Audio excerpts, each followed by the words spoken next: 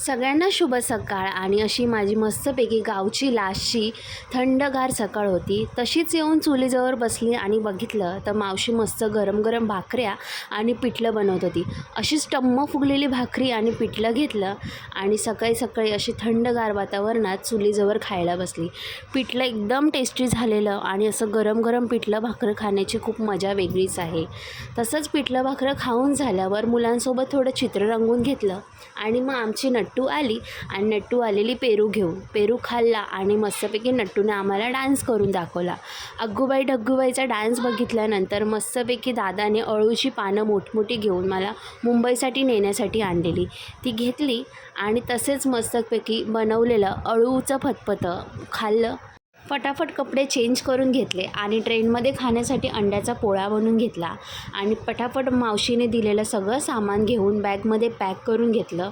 आणि मस्तपैकी पाऊस पडत होता म्हणून दादाचा रेनकोट घेतला, घातलं आणि फायनली मी निघाली कणकवली स्टेशनला जायला. आणि हे आपलं कणकवली स्टेशन आणि हा माझा दादा जो मला सोडायला आलेला कणकवली स्टेशनला. जाता जाता आम्ही रस्त्यात कंटोळी घेतली कारण आईला कंटोळी पाहिजे होती, कारण त्याची भाजी आईला खूप आवडते. कणकवली स्टेशनला असे मस्तपैकी हे दशावतारचे चित्र काढलेले.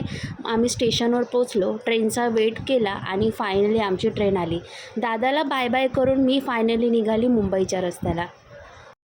ट्रेनमध्ये चढली आणि दिवसभर घाईमुळे तयार व्हायला भेटलं नाही. मस्तपैकी तयार झाली आणि अशी हिरवळ बघत आपल्या रस्त्याला निघाली.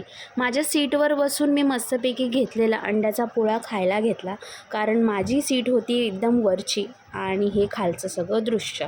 मस्तपैकी अंड्याचा पोळा खाल्ल्यानंतर काकडीवाली आली ती मावशी, तिच्याकडून मस्तपैकी एक काकडी घेतली आणि खाऊन घेतली.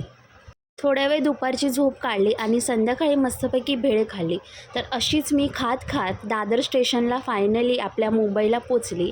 आणि हे दादर स्टेशन अशा गर्दीतून उतरून मला दादा घ्यायला आलेला, दादासोबत गेली आणि मी फायनली आपल्या मुंबईला माझ्या घरी पोचली.